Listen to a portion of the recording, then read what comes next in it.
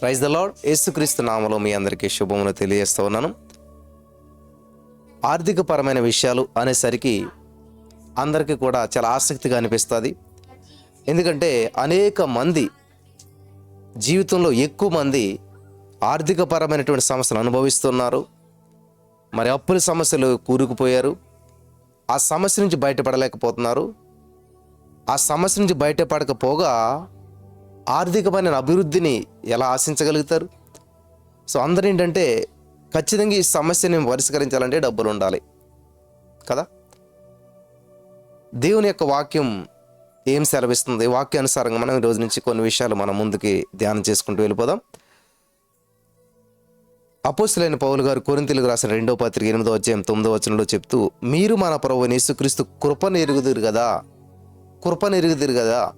కృప గురించి మాట్లాడుతూ ఆయన ఫైనాన్షియల్ విషయాన్ని వివరిస్తూ ఉన్నాడు. దేవుని కృప ఏమిటి అనంటే, అసలు దేవుని యొక్క కృప వెరీ వెరీ ఇంపార్టెంట్ అనమాట. ఎందుకంటే మనం ఎలా ఉండాలో, ఏం చేయాలో, ఏం చేయాలనుకుంటున్నామో అది మనకున్న శక్తి సామర్థ్యాన్ని బట్టి మనం ఉండాలనుకున్న విధంగా ఉండలేకపోతాం. మనం చేయాలనుకున్న పని చేయలేకపోతాం. ఎందుకంటే మనకున్న శక్తి సామర్థ్యాలు సరిపోవు కాబట్టి వాటిని మనం చేయలేకపోతుంటాం. మరి అయితే ఇక్కడ పౌలు గారు చెప్తున్నాడు అద్భుతమైన సత్యాన్ని. మీరు మన యేసుక్రీస్తు ప్రభువు యొక్క కృప ఎరుగుదు కదరా. కృప అంటే ఏంటంటే దేనికి యోగ్యులము కాదో దానికి యోగ్యులంగా చేసేటువంటిది. దేనికి మనం యోగ్యులము కామో, అర్హులము కామో దానికి అర్హులుగా చేసేటువంటిదే దేవుని కృప.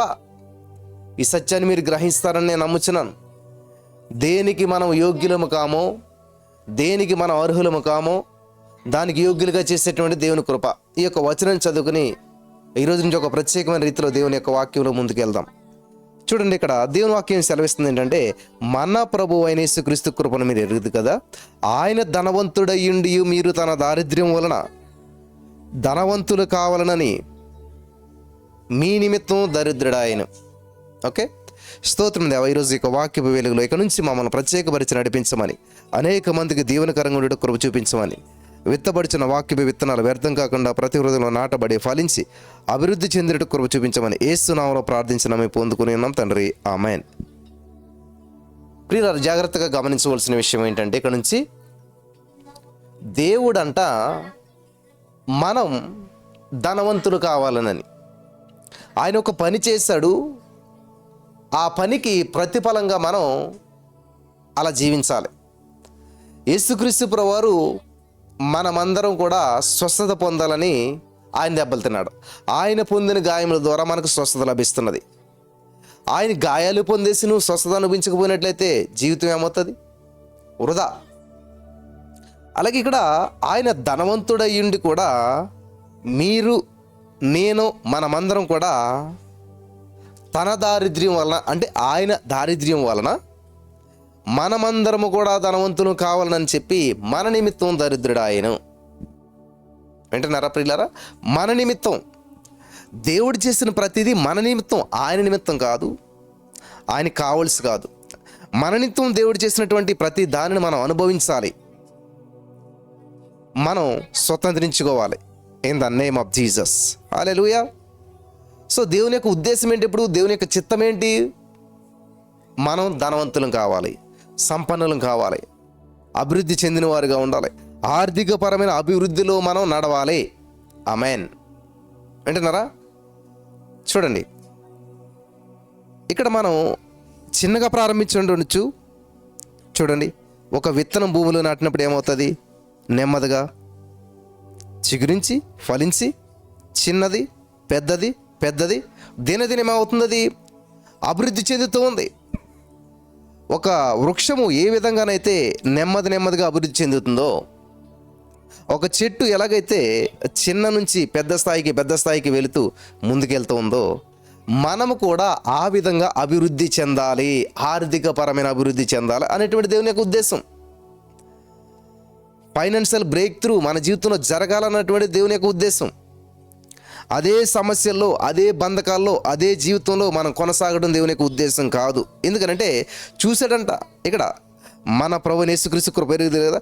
ఆయన ధనవంతుడయ్యుండి మీరు తన దారిద్ర్యం వలన ధనవంతులు కావాలని చెప్పి మీ నిమిత్తం దరిద్రుడాయను. ఈ సత్యం తెలుసుకోవాలి. బ్రదర్, మరి మేము చాలా ఆర్థికపరమైన సమస్యలు ఇరుక్కుపోతూ ఉన్నాం. చాలా ఫైనాన్షియల్ విషయాలు మా జీవితం నిలబడి చేస్తూ ఉన్నాయి. మరి ఎంత ప్రయత్నం చేసినా కూడా ఆ యొక్క అప్పు నుంచి మేము బయటపడలేకపోతున్నాం, ఆ సమస్య నుంచి మేము బయటపడలేకపోతున్నాం, ఆ బంధకం నుంచి మేము బయటపడలేకపోతున్నాం. ఇలా చాలామంది మీలో మాట్లాడుతుంటుంటారు. మరి ఏం చేయాలి? ఊహించినటువంటి పరిణామాల్లో అప్పుల్లో ఇరుక్కుపోయాం. మేము అప్పు చేయలేదు, మా నాన్న అప్పు చేశాడు, లేకపోతే మా ఫ్యామిలీలో ఎవరో అప్పు చేశారు, ఆయన చనిపోయాడు, కానీ అది మా మీద పడ్డది. లేకపోతే ఎవరో స్నేహితుడు, ఫ్రెండ్ అని చెప్పి చిన్న సంతకం పెట్టాను, మేము అప్పు చేయలేదు, కానీ వాళ్ళు చేసిన అప్పుని మేము కట్టవలసి వస్తుంది. ఇలాగా చాలామంది ఇరిక్కిపోయి సమస్యలతో సతమతం అవుతూ ఏం చేస్తూ ఉన్నారంటే, మా కోసం ప్రార్థన చేయండి అని చెప్పి అంటూ ఉన్నారు. మరి ఏం చేయాలి? ఇక్కడ మీరు గమనించినట్లయితేని ఏం చేయాలి అని చూసినట్లయితే ప్రియులరా, జాగ్రత్తగా గమనించాలి. నీ సమస్యను ఎదుటివారిని ఎత్తి మీద పెట్టొద్దు. నీ ప్రతికూల పరిస్థితులు పట్టుకెళ్ళి ఎదుటివారిని ఎత్తి మీద పెట్టొద్దు. వింటున్నారా? ఈరోజు మధ్యాహ్నం అద్భుతమైన వాక్యాన్ని ధ్యానం చేసుకున్నాం. యోకోబేతు ఆ యొక్క మరి మోసే తల్లిదండ్రులు చేసిన పని చూడండి. చాలా ప్రతికూల పరిస్థితులు, పిల్లల్ని చంపేస్తూ ఉన్నారు. అటువంటి పరిస్థితుల్లో అసలు వివాహం చేసుకోవటానికి భయపడతారు, కానీ వివాహం చేసుకున్నారు. చక్కటి పిల్లల్ని కంటా ఉన్నారు. అహరోను, మిరియాము, మోసే ముగ్గురు పిల్లలు కన్నారు. ప్రతికూల పరిస్థితులు అక్కడ ఉండగాను, కానీ గోదట్లో పడలేదు. వాళ్ళు కనేసి చంపేస్తుంటే ఇచ్చేయలేదు.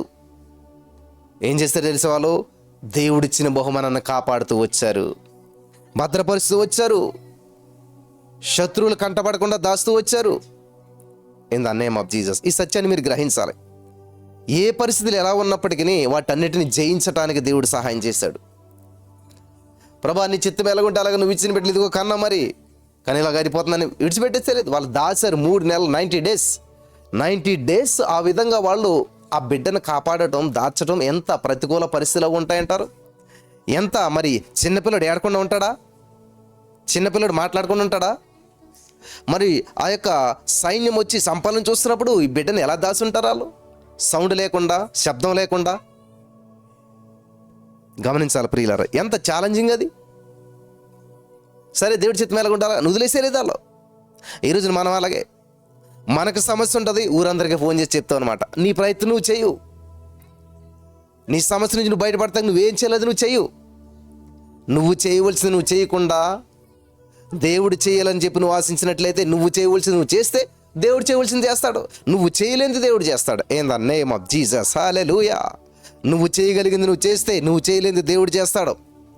కాబట్టి ఆర్థికపరమైనటువంటి సమస్య నుంచి విడుదల పొందాలని ఎంతో ఆశతో ఎదురుస్తున్నటువంటి వారు చాలామంది ఉన్నారు. అప్పుల సమస్య నుంచి బయటపడాలని, మరి చిన్న జీవితం నుంచి పెద్ద జీవితానికి అభివృద్ధి చెందాలి, ఆర్థికపరమైన అభివృద్ధి చెందాలని ఎంతో ఆశతో ఉన్నటువంటి వారులారా, ఈ రోజున పరిశుద్ధాత్మ దేవుడు ఖచ్చితంగా మీ జీవితంలో గొప్ప కార్యం చేయడానికి ఆయన ఇష్టపడుతున్నాడు. ఆమేన్. ఏం చేయాలి బ్రదర్? మరి సమస్య వచ్చింది, ఏం చేయాలి? మేము ఇటువంటి బంధకాలు ఇరుక్కుపోయి మేము ఏం చేయాలి? ఇటువంటి ప్రతికూల పరిస్థితులు కూడా మేము వెళ్తున్నాం, ఏం చేయాలి?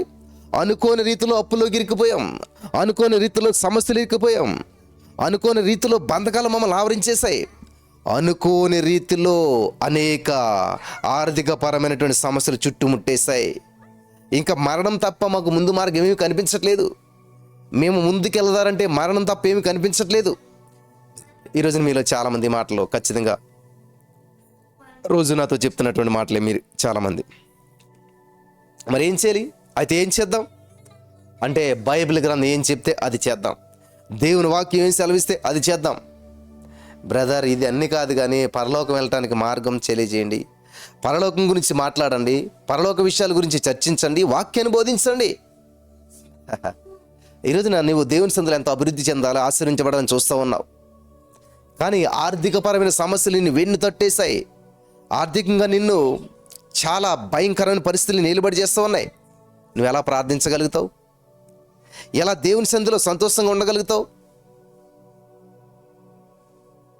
మరేం చేయాలి? నీకు వచ్చిన సమస్య నుంచి నువ్వు బయటపడాలంటే ఏం చేయాలి? ఎవరు ప్రార్థిస్తూ అద్భుతం జరుగుతుందని చూడటం కాదు. నీకు వచ్చినటువంటి ఆర్థిక సమస్యల నుంచి, అప్పుల సమస్య నుంచి, భయంకర పరిస్థితుల నుంచి, నీ జీవితం ఎదురయ్యేటువంటి ప్రతికూల పరిస్థితుల సమస్యల నుంచి నువ్వు బయటపడాలంటే ఏమి చేయాలి అంటే, ఎవరు బాగా ప్రార్థన చేస్తారా, ఎవరు ప్రార్థన చేస్తే అద్భుతం జరుగుతుందా? ఏ విధంగా నేను ప్రార్థనా సహాయాన్ని పొందుకుంటానా? ఎందుకంటే చాలామంది ఆలోచన విధానం ఎలా ఉంటుందంటే, అలనాడు పేతురు గారు జైల్లో ఉంటే సంఘమంతా ఆసక్తితో ప్రార్థిస్తే పేతురు గారిని దేవుడు జైలు నుంచి బయటికి తీసుకొచ్చాడే. వింటున్నారా? కాబట్టి నా కోసం కూడా అందరూ ప్రార్థన చేస్తే ఖచ్చితంగా నేను కూడా బయటపడతానే. కానీ యాకోబు గారు చెప్తున్నాడు తెలుసా, హలో, మీకు ఎవరికైనా శ్రమ సంభవించిందా? అతడు ప్రార్థన చేయవలను. హల్లెలూయా. మీలో ఎవరికైనా శ్రమ సంభవించిందా? అతడు ప్రార్థన చేయాలి. అంతేగాని అయ్యగారు నాకు శ్రమ సంభవించింది ప్రార్థన చేయండి అని చెప్పి ఏ సేవకుడు పడితే సేవకుడు ఫోన్ చేసి మీరు చెప్తారు ఏమనంటే, నా కోసం ప్రార్థన చేయండి, నా కోసం ప్రార్థన చేయండి, నా సమస్య కోసం ప్రార్థన చేయండి. మరి యాకోబు గారు ఏమంటున్నాడు? మీలో ఎవరికైనా శ్రమ సంభవించినా అతడు ప్రార్థన చేయవలెను. In the name of Jesus. నిజంగా నువ్వు ఈ విధంగా ప్రార్థన చేసినట్లయితే దేవుడు నీకు ఎక్కడి నుంచి సహాయం పంపించాలో, ఏ విధంగా సహాయం పంపించాలో పంపించి నిన్ను పోషించి, నిన్ను నడిపించి, నిన్ను విడిపించి, నిన్ను గొప్ప చేస్తాడు.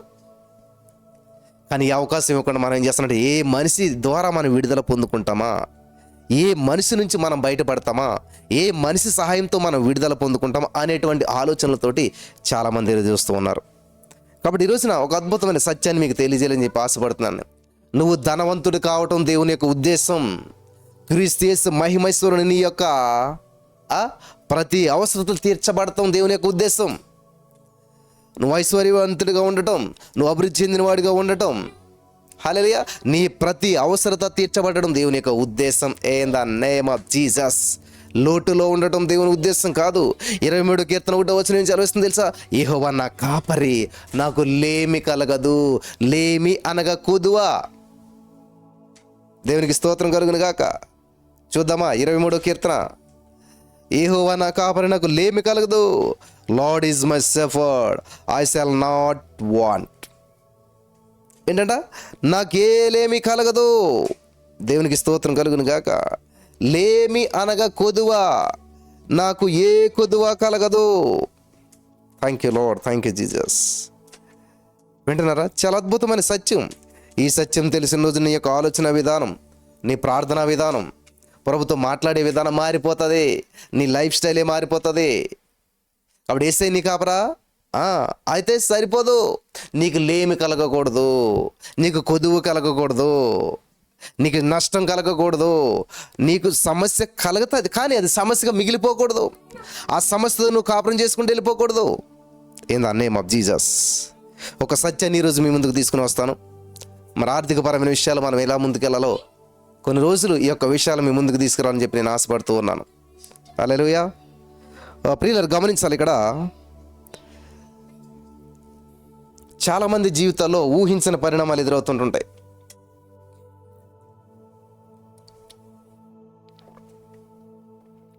కుటుంబం అంతా కలిపి ఒక వ్యక్తి మీద ఆధారపడతారు. మరి ఆ వ్యక్తికి ఏదైనా సంభవించినట్లయితే కుటుంబం అంతా కూడా గందరగోళ పరిస్థితులకు వెళ్ళిపోతారు. ఆ వ్యక్తి జీవితంలో ఏదైనా సంభవించినట్లయితే కుటుంబం అంతా కూడా చాలా ప్రతికూల పరిస్థితులకు వెళ్ళిపోతుంటుంటారు. జాగ్రత్తగా గమనించాలి ఈ సత్యాన్ని మీరు.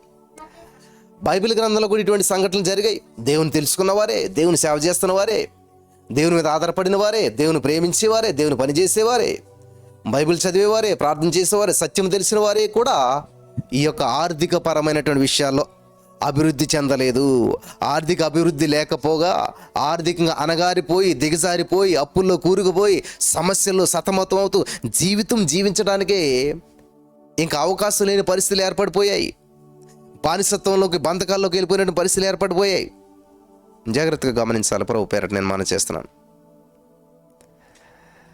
మరి ఏం చేయాలి ఇటువంటి పరిస్థితులు?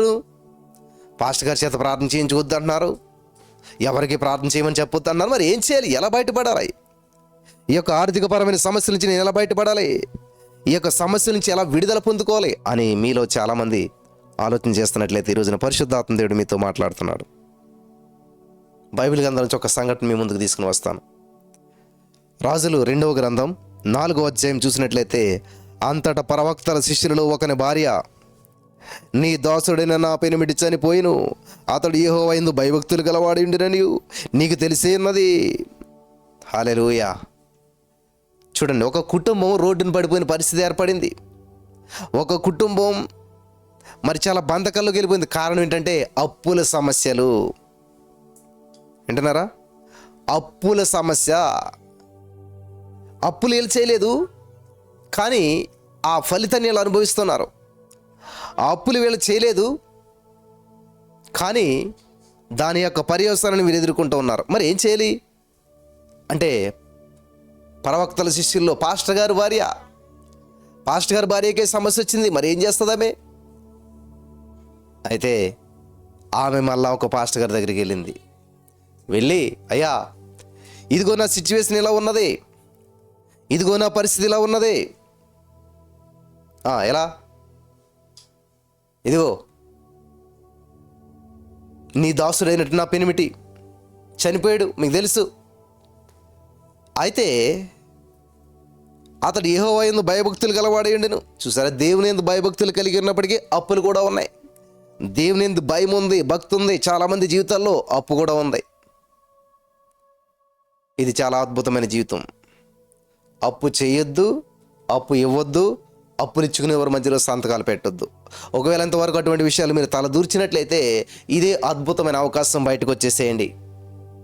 మరలా ఇప్పుడటువంటి పరిస్థితుల్లోకి వెళ్ళొద్దు. ఏమైనా సరే, ఎవరైనా సరే అప్పు చేయొద్దు, అప్పు ఇవ్వద్దు, అప్పులు ఇచ్చుకునే వారి మధ్యలో సంతకాలు పెట్టొద్దు. వింటున్నారా ప్రియులారా? చాలా జాగ్రత్తగా వినాలి. అయితే ఏం చెప్తుంది, నా భర్త ఎంత భక్తిపరుడో మీకు తెలుసు, ఎంత భక్తిగా ఉండేవాడు తెలుసు, దేవుడు అంటే ఎంత ఆసక్తిగా ఉండేవాడో నీకు తెలుసు. కానీ ఆయన ఏం చేస్తాడంటే,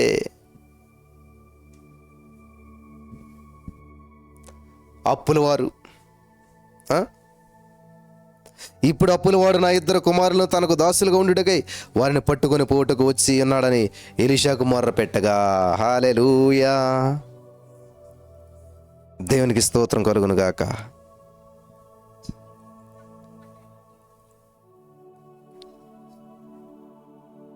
మొర పెడుతుంది. మొర అంటే క్రైడ్, మొర, ప్రార్థన చేస్తూ ఉంది. అయ్యా, ఇదే నా పరిస్థితి. నా భర్త ఎందుకు అప్పులు చేశాడో, మీటింగ్స్ పెడతాక చేశాడో, ఏం చేశాడో తెలియదు, కానీ అప్పు చేశాడు, చనిపోయాడు. ఆ అప్పు తీర్చమని చెప్పి నా 2 కొడుకులను తీసుకెళ్ళి వాళ్ళ ఇంట్లో పనులుగా పెట్టుకుంటానంటున్నారు. నా జీవితం నాకు అర్థం కావట్లేదు. ఇటు భర్త పోయాడు, ఇటు పిల్లలు పోతే ఇంక నేను ఏం చేయాలి? ఎలా బ్రతకాలి? ఇంకా ఏం బ్రతుకుతాను నేను?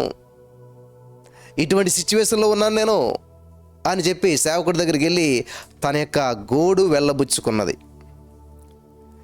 ఎలీషా, నా వలన నీకేమి కావాలను? అమ్మా, నా వల్ల నీకేం జరుగుతుంది? నా దగ్గర ఏమన్నది చెప్పు, నేనేం చేయగలుగుతాను? నా వల్ల నీకేమి కాగలుగుతుంది? నా వల్ల నీకేమి కావాలను? నా దగ్గర నుంచి నువ్వేం ఆశిస్తున్నావు? ఏమి కావాలనుకుంటున్నావు? నా దగ్గర ఏమీ లేదే, నేనేమి ఇవ్వలేను, నా దగ్గర ఏమీ లేదు అని చెప్తూ ఒక అద్భుతమైన విషయాన్ని ఎలీషా దగ్గర చెప్తున్నాడు. నీ సమస్యకు సొల్యూషన్ నేను చెప్తాను, నా దగ్గర ఏమీ లేదు. ఏమంటున్నాడు ఆయన? నా వలన నీకేమి కావాలను? నీ ఇంటిలో ఏమి ఉన్నదో అది నాకు తెలియజెప్పు అన్నాడు. అమ్మా, నా దగ్గర ఏదో ఉందో అని వచ్చావు నువ్వు?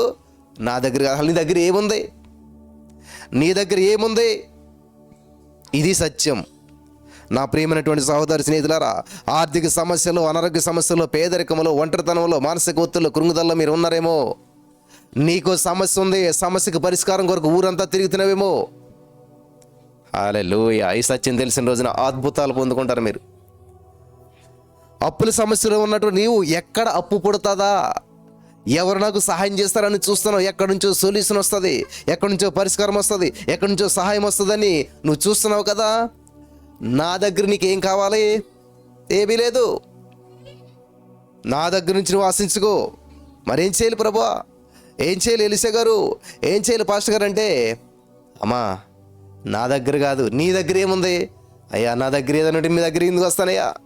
నా దగ్గర నా సమస్యకి పరిష్కారం లేదు కాబట్టి, ఏం చేయాలో దిక్కుతోచలో పరిస్థితిలో ఉన్నాను కాబట్టి మీ దగ్గరకు వచ్చాను. నా దగ్గర సమస్య ఉందయ్యా, నా దగ్గర లోటు ఉందయ్యా, నా దగ్గర అప్పు ఉందయ్యా అని అంటే, అది కదమ్మా నీ దగ్గర ఏముందో చెప్పు అంటాడు. నా దగ్గర ఏముందయ్యా, ఏమీ లేదు, మా ఇల్లంతా తడివి చూస్తే ఒక నూనె చుక్కున్నదయ్యా, కొంచెం నూనె ఉన్నదే, ఒక పూట వంట చేసుకునేంత నూనె ఉన్నదే, అంతే, మీకు చెప్పాలంటే ఏముంది, ఏమీ లేదు, అది తప్పేమీ లేదు అని అన్నాడంట. అమ్మా, నీ సమస్యకు పరిష్కారం అక్కడ ఇక్కడ అన్ని చోట్ల వెతుకుతున్నావు, వాస్తవానికి నీ సమస్యకు పరిష్కారం నీ దగ్గరే ఉంది. In the name of Jesus. Hallelujah. ఈరోజు నీ వాక్యం వింటున్న ప్రియమైనటువంటి సహోదరి స్నేహితులారా, ఈ అప్పు నుంచి నేను ఎలా బయటపడాలి, ఈ సమస్య నుంచి నేను ఎలా బయటపడాలి, ఈ ప్రతికూల పరిస్థితి నేను ఎలా బయటపడాలి నువ్వు ఆలోచన చేస్తున్నట్లయితే యేసయ్య నీతో చెప్తున్నాడు, నీ దగ్గర ఏముంది, నా దగ్గర ఏమీ లేదండి, అప్పు తప్ప నా దగ్గర ఏమీ లేదండి అన్నావా? No no no no no.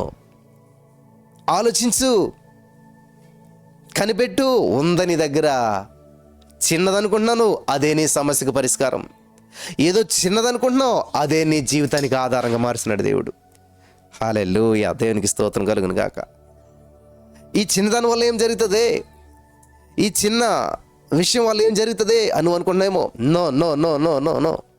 నీ సమస్యకు పరిష్కారం నీ దగ్గరే ఉన్నది. In the name of Jesus.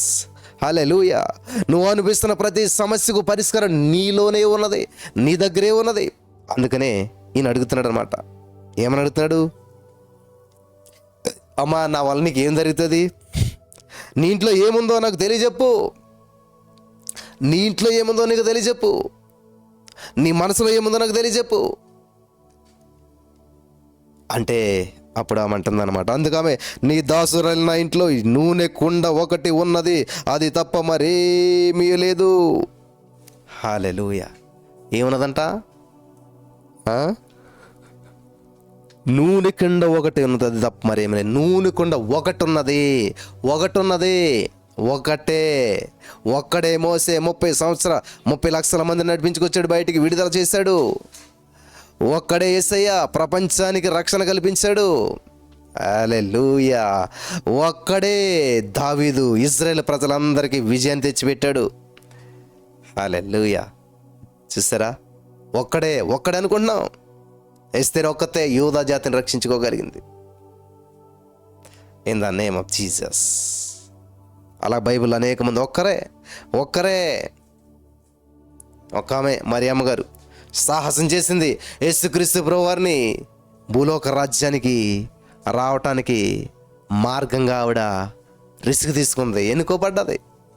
కాబట్టి ఈరోజున ఒక్కటి ఉన్నదయ్యా, నా ఇంట్లో ఒకటి ఉన్నది, నూనె కుండ ఒకటి ఉన్నది, అది తప్ప ఇంకేమీ లేదు అంటే అదొక్కటే చాలమ్మా, అదొక్కటే చాలు నీ అద్భుతాన్ని స్వతంత్రించుకోవడానికి. అయ్యా, నా దగ్గర విశ్వాసం తప్ప ఇంకేమీ లేదు అంటే చాలు, ఆ విశ్వాసం చాలు. నా యేసయ్య నన్ను విడిపిస్తాడనే విశ్వాసం ఉందే, అది చాలు. నా యేసయ్య నన్ను ఎలాగైనా గడిపిస్తాడు అనే విశ్వాసం ఉందే, అది చాలు. నువ్వు ఎటువంటి అప్పు నుంచి అయినా బయటపడతాకైనా, ఎటువంటి ఆర్థిక పరమైనటువంటి సమస్య నుంచి జయించి అభివృద్ధి చెందటానికి అది చాలు. నీ దగ్గర ఉన్నది నీ సమస్య నుంచి విడిపించడానికి మాత్రమే కాదు, నిన్ను గొప్ప చేయడానికి కూడా ఉపయోగపడుతుంది. ఒక్కటనుకుంటున్నావు, చిన్నదనుకుంటున్నావు, తక్కువ అనుకుంటున్నావు. హల్లెలూయా. దేవునికి స్తోత్రం కలుగును గాక. ఈరోజు నీ మాటలు వింటున్నా మీలో చాలామందికి పరిశుద్ధాత్మ దేవుడు చాలా అద్భుతంగా మాట్లాడుతున్నాడని నేను నమ్ముతున్నాను కదా. ఈరోజు ఇంతకాలం నువ్వు నిన్ను తక్కువ అంచనా వేసుకున్నావు, నీ దగ్గర ఏ సొల్యూషన్ లేదనుకున్నావు, నువ్వు అనిపిస్తున్న సమస్యలకు పరిష్కారం లేదనుకుంటూ ఉన్నావు. అయితే ఈ రోజున పరిశుద్ధాత్మ దేవుడు నీతో మాట్లాడుతున్నాడు. In the name of Jesus. యేసయ్య నీతో మాట్లాడుతున్నాడు. యేసయ్య నీ పట్ల గొప్ప ఉద్దేశాన్ని కలిగి ఉన్నాడు. In the name of Jesus. Hallelujah. Holy spirit of God, thank you Jesus. యేసయ్య నిన్ను ఎంతగానో ప్రేమిస్తున్నాడు. Thank you Jesus. Thank you Lord. Holy spirit of God. నీవు అనుభవిస్తున్న సమస్య, ఎంతో కాలంగా అనుభవిస్తున్న సమస్యకు పరిష్కారం నీ దగ్గరే ఉంచాడు దేవుడు. నీ సమస్యకు తాళపు చెవి నీ చేతుల్లోనే పెట్టాడు దేవుడు. In the name of Jesus. Hallelujah. నీ అప్పుల సమస్యకు పరిష్కారం తాళపు చెవి నీ చేతిలోనే పెట్టాడు యేసయ్య. నువ్వు అనుభవిస్తున్న ప్రతి ప్రతికూల పరిస్థితికి అనుకూల తాళపు చెవి నీ చేతిలోనే దేవుడు పెట్టాడు. మరేమీ లేదన్నది. అతడు, నీవు బయటికి పోయి నీ ఇరుగు పొరుగు వారందరి యొద్ద దొరకగలిగిన వట్టి పాత్రలన్నిటినీ ఎరువు పుచ్చుకొనుము. అప్పుడు నీవు ఇంటిలోనికి వచ్చి నీవును నీ కుమారులు లోపల నుండి తలుపు మూసి ఆ పాత్రలన్నిటిలో నూనె పోసి నిండినవి ఒక తట్టున ఉంచుమని ఆమెతో సెలవీయగా, అమ్మా లేదు అనుకోవద్దు, ఉందే, నీ దగ్గరే సొల్యూషన్ ఉంది, నీ దగ్గరే పరిష్కారం ఉంది. కాబట్టి ఎంటీ పాత్రలు, ఎవరికైతే ఖాళీ పాత్రలను పట్టుకొచ్చి పెట్టు, లోపల నుంచి డోర్ క్లోజ్ చేసుకో. వింటున్నారా? లోపల నుంచి క్లోజ్ చేసుకో. హల్లెలూయా. నీ జీవితంలో అద్భుతం జరిగేంత వరకు అనేక మందికి ప్రత్యక్షం కావద్దు. నీ జీవితంలో కార్యం చూసేంత వరకు తొందరపడొద్దు. కాబట్టి అద్భుతాన్ని అందరూ నమ్మరు, యాక్సెప్ట్ చేయరు. కాబట్టి ఎవరో చూడకుండా నువ్వేం చేస్తావు తెలుసా? డోర్ క్లోజ్ చేసి ఆయిల్ నింపు. హల్లెలూయా. పాత్రలన్నీ నింపు. అయ్యా మీకు అర్థం కావట్లేదు, నా దగ్గర ఉన్నది నూనె కుండ ఒకటి, అందులో కొంచెమే నూనె ఉన్నది, ఊరందరూ పాత్రలు పట్టమంటున్నారు, నింపమంటున్నారు అనేటువంటి ప్రశ్న లేదు ఆవిడ దగ్గర. చాలామందికి సమస్యలు వచ్చినప్పుడు ఎర్లీ మార్నింగ్ 3:30 ప్రేయర్లో ఉండండి, మీ సమస్య నుంచి ఖచ్చితంగా విడుదల పొందుకుంటారు. అదేంటి 3:30 ప్రేయర్లో ఉండి నా సమస్య నేను ఎలా విడుదల పొందుకుంటాను? నూనె లేదయ్యా స్వామి నా దగ్గర, ఒట్టుకుండే ఉన్నదే అంటే నూనె అన్ని కుండలో పోయి అంటాడేంటినా అని ప్రశ్నించట్లేదు, వ్యతిరేకంగా మాట్లాడతలేదు, రివర్స్లో మాట్లాడతలేదు. దేవుని సేవకుడు చెప్పినట్లు చేసింది, ఫలితం చూసింది ఆమె. ఈరోజున దేవుని డాక్టర్ దగ్గరికి వెళ్తారు చాలామంది, డాక్టర్కి రోగం అంతా చెప్తారు, ఆయన ఒక సొల్యూషన్ ఇస్తాడు మీకు. అమ్మ ఈ ట్యాబ్లెట్ పొద్దున మధ్యాహ్నం సాయంత్రం వేసుకోని అంటాడు. నువ్వు ఇంటికి వచ్చావు, ట్యాబ్లెట్లన్నీ పక్కన పడేసావు, నువ్వు ఇంకా మూలుగుతూనే ఉన్నావు, నీ సమస్యతో పోరాడుతూనే ఉన్నావు, బయటపడవు ఎప్పటికీ. ఎందుకో తెలుసా? డాక్టర్ గారు చెప్పిన మాట నువ్వు వినలేదు, డాక్టర్ ఇచ్చిన మెడిసిన్ నువ్వు వేసుకోలేదు. అలాగే ఈరోజు నీ వాక్యం వెంట నా ప్రియమైనటువంటి సహోదరి స్నేహితులారా, మీలో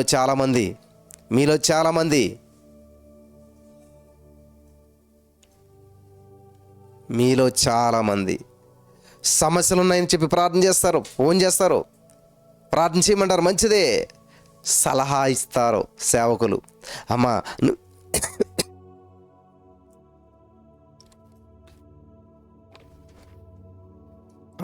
నువ్వు ఈ విధంగా ప్రార్థన చేయమ్మా, నువ్వు ఎర్లీ మార్నింగ్ లేవమ్మా, మంచాన్ని మొత్తును జయించమ్మా, దేవుని సందులో గడపమ్మా, అద్భుతాన్ని నువ్వు చూస్తావు, ఖచ్చితంగా విడుదలను చూస్తావు అని చెప్పి ఆ సేవకులు ఎంకరేజ్ చేసి, నీ సమస్యకు తాళపు చెవి నీ చేతిలోనే ఉంది, నీ సమస్యకు పరిష్కారం నీ దగ్గరే ఉన్నది అని ఎంత చెప్పినా దాన్ని వినకుండా ఏం చేస్తారంటే, ఎవరో ఒకరు ప్రార్థన చేయాలి, ఎవరో ఒకరు నెత్తి మీద చేయాలి, ఏంది నేమ్ ఆఫ్ జీసస్ మీరు అప్పుల నుంచి విడుదల పొందారు అని చెప్పిన వెంటనే విడుదల పొందేసుకోవాలి, అంతే, సింపుల్. వీళ్ళు ఏం చేయరు. ఎలిషా దగ్గర ఎంత డబ్బు కట్టించి, అమ్మా వెళ్ళు అప్పులు తీర్చేసుకో, మంచిగా బతుకని చెప్పొచ్చు కదా, అలా చెప్పలేదు ఆయన. ఏం చేశారు తెలుసా? నీ సమస్య నువ్వే పరిష్కరించుకో, నీ సమస్యకు సొల్యూషన్ నీ దగ్గరే ఉంది. హల్లెలూయా. ఇది నచ్చదు చాలామందికి.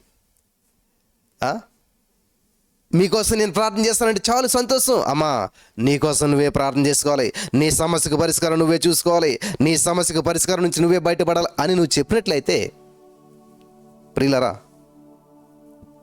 ఎవరు మళ్ళీ రారు. మేమేదో సమస్య నుండి ప్రార్థన చేయమంటే నీ ప్రార్థన నువ్వు చేసుకుంటాడేంటి ఈయన? కదా చాలామంది యొక్క ఆలోచన విధానం ఇలా ఉంటుంది. కానీ ఎలీషా గారు చూడండి, గొప్ప భక్తుడు, ఏం చెప్తున్నారు తెలుసా? అమ్మా నా దగ్గర ఏం కావాలి నీకు? నా దగ్గర నుంచి ఏమీ లేదు, నీ దగ్గర ఏముందో చెప్పు, అదే నీ తాళపు చెవి, నీ దగ్గర ఉన్నదే నీ సమస్యకు తాళపు చెవి, దానిలో నుంచే దేవుడు సర్వసమృద్ధిని ఇస్తా ఉన్నాడు. మీకు తెలిసిన విషయం అదంతా కూడాను. ఎలీషా గారు చెప్పినట్లుగా మేళ్ళ ఇంటికి వెళ్ళి తలుపులు వేసుకుంది, పాత్రలని తెలిసింది, అన్నీ నింపిన తర్వాత అప్పుడు ఆగిపోయిందంట ఆయిల్, అప్పుడు రావటం ఆగిపోయిందంట. వెంటనే పాత్రలన్నీ నిండిన తర్వాత ఇంకా పాత్రలు తెమ్మని ఆమె తన కుమారులతో చెప్పగా వాడు మరేమీ లేదని చెప్పాను. అంతలో నూనె నిలిచిపోయింది. పాత్రలు నిండేంత వరకు, నువ్వు వద్దేనంత వరకు, నువ్వు చాలు అనేంత వరకు దేవుడి దీవెనలు నీ మీదకి వస్తూనే ఉంటాయి. నువ్వు పొందుకునేటువంటి సామర్థ్యం నీకు తగ్గిపోలేమో కానీ ఇచ్చే సామర్థ్యం దేవుడికి తగ్గదు. In the name of Jesus. Hallelujah. నూనె ఎప్పుడు ఆగిపోయిందంటే పాత్రలు అయిపోయాక ఆగిపోయింది, పాత్రలు కోల్పోయాక ఆగిపోయింది, పాత్ర లేనప్పుడు ఆగిపోయింది, కానీ నూనె అయిపోలేదు, పాత్రలు అయిపోయినాయి. నూనె ఆగిపోలేదు, పాత్రలు ఆగిపోయాయి. పాత్రలు ఆగిపోయాయి కాబట్టి నూనె ఆగిపోయింది. కాబట్టి దేవుడు అద్భుతాలు చేయటం ఆపేయలేదు. నువ్వు పొందుకోవటం ఆపేస్తావు కాబట్టి అద్భుతాలు పొందుకోవట్లేదు. దేవుడు ఇవ్వటం ఆపేయలేదు, నువ్వు ఇచ్చుకోవటం ఆపేస్తావు కాబట్టి ఆగిపోయింది. హల్లెలూయా. చూడండి,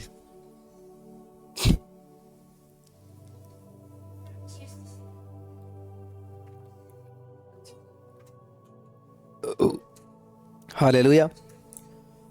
థ్యాంక్ యూ జీసస్. ఆమె దైవజనుడైన అతని యొద్దకు వచ్చి సంగతి తెలియజెప్పగా, అయ్యా మీరు చెప్పినట్టే చేశానయ్యా, పాత్రలన్నీ నిండిపోయాయ్యా, నూనె ఆగిపోయింది అంటే అప్పుడు ఆయన అంటున్నాడు, అమ్మా నీవు పోయి ఆ నూనె నమ్మి నీ అప్పు తీర్చి మిగిలిన దానితో నీవును నీ పిల్లలు బ్రతుకుడని ఆమెతో చెప్పాను. Hallelujah. In the name of Jesus. నీవు ధనవంతుడు కావాలని చెప్పి ఆయన దరిద్రుడిగా వచ్చాడు. క్రీస్తు మహిమైశ్వరులు నీ యొక్క ప్రతి అవసరత తీర్చబడుచున్నది. యెహోవా నీ కాపరైతే నీకు లేమి కలగకూడదు, లోటు కలగకూడదు.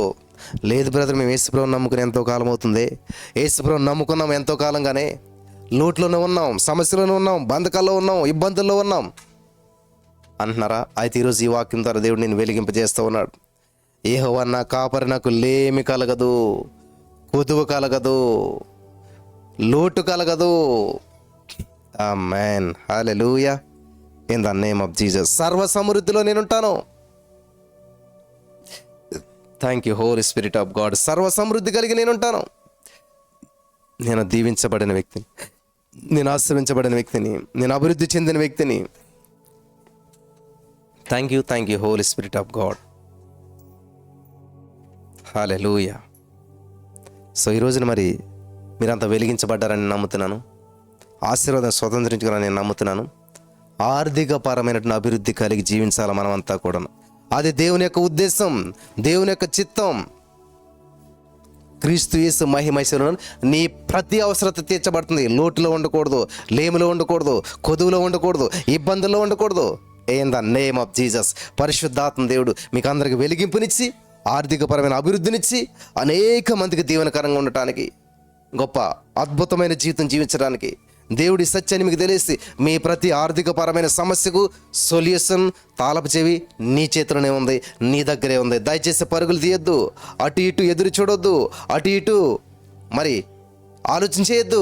యేసయ్యా ఇదిగో అని చెప్పి నువ్వు డోర్స్ క్లోజ్ చేసి ప్రార్థన చేయి. నీ సమస్యల పరిష్కారం అక్కడే ఉంటుంది. నమ్మిన వారందరూ స్వతంత్రించుకొని ఆర్థికపరమైన అభివృద్ధిని అనుభవించడానికి పరిశుద్ధాత్మ దేవుడు సహాయం చేసి నడిపించి బలపరచును గాక. ఆమేన్.